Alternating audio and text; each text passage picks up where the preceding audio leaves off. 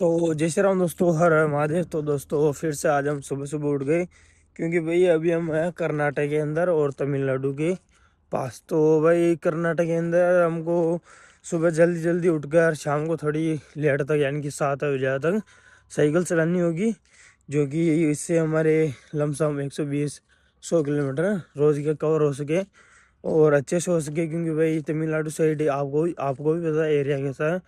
तो इस कारण हम सुबह सुबह जल्दी उठकर साइकिल चलाते हैं और हमारा एरिया है जो जल्दी कवर करेंगे। तो बाकी तो अभी मैं इस होटल पर रुका हुआ था नाइट, तो साइकिल वगैरह को समेट दिया, सामान वगैरह।